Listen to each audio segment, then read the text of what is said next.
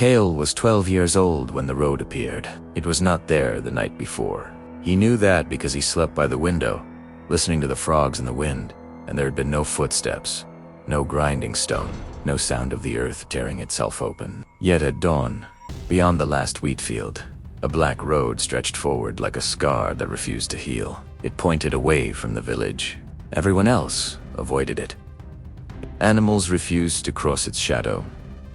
Birds fell silent above it, as if sound itself drowned there. But Kael felt something worse than fear when he looked at it. He felt recognized.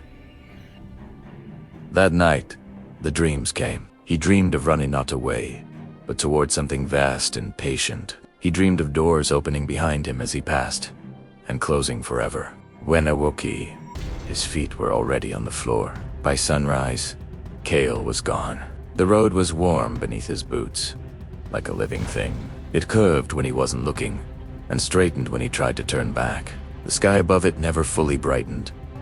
The sun hung like a bruised eye behind thin clouds. The first creature found him before noon. It looked like a man wrapped in bandages, except the bandages moved on their own, tightening and loosening as if breathing. It walked backward toward Kael, its head twisted around much too far, smiling with a mouth that had been sewn and torn open again.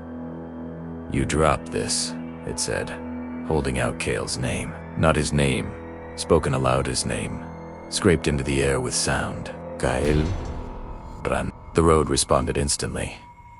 Hills rose where none had been. Stairs unfolded from flat stone. Kael leapt, slid, climbed, his lungs burning, his heart hammering louder than the thing chasing him. When he finally fell through a broken archway into darkness, the road sealed shut behind him like a closing throat.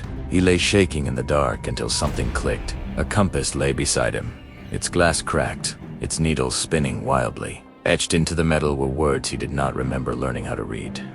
Keep moving. The road hates stillness. The underground city was upside down.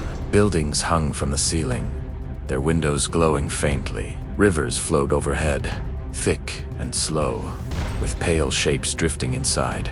Kael moved carefully across hanging bridges made of bones, polished smooth by countless hands. This place was not empty, it was waiting. Creatures stalked him, some crawled on too many limbs. Others wore masks that fused to their faces. They fought like predators, but they died like puzzles. Each defeat revealed a rule. Fire scared the sound angered the skinless hunters, and fear, he learned, fed the giants. Kael adapted. He stole weapons.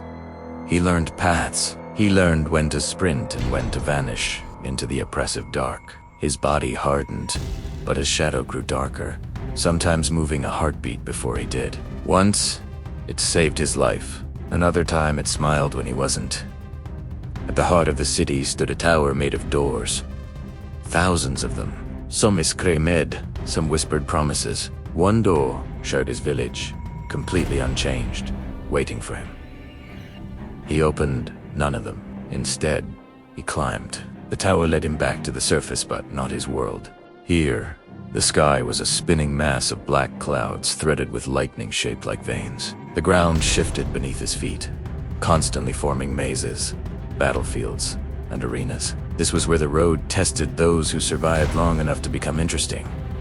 Kael fought constantly, a blind colossus that hunted by listening for regret. A pack of children-shaped things that laughed while tearing at his legs. A knight fused into rusted armor, begging to be killed but refusing to fall.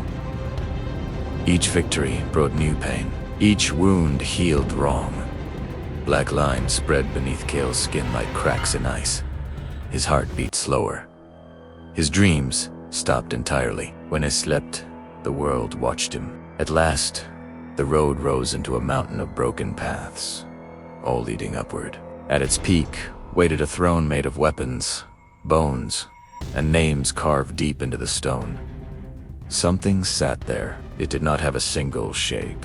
It was made of endings every place. The road had swallowed someone and never given them back. "You ran well," it said, its voice a chorus of lost souls. "You fight better. You belong." Kael raised his blade, a shard of dark metal he'd taken from a fallen foe. "I want to go home." The thing laughed, and the sound bent the sky. "There is no home after the road," it said. "Only purpose." It offered him a choice: leave and forget everything, becoming weak and hunted forever in a world that no longer knew him, or stay and rule the nightmare, shaping it, defending it, and feeding it. Kael looked down at his hands, at the scars that mapped his journey, at the shadow that no longer quite matched his own movements. He thought of the road, of how it watched, of how it would never stop opening for new, unsuspecting travelers. Slowly, Kael sat on the throne. The road still appears sometimes. Villagers say it leads nowhere. Travelers claim that it moves. Children dream of running along its dark surface, chased by something that sounds like distant, hollow laughter. And deep within the nightmare world, a boy king sharpens his blade, watching his new paths unfold. Because adventure never truly ends, and nightmares always need someone brave enough to rule them. Thank you for watching. If you enjoyed this story, don't forget to like, subscribe, and hit that notification bell for more tales from the worlds beyond our own.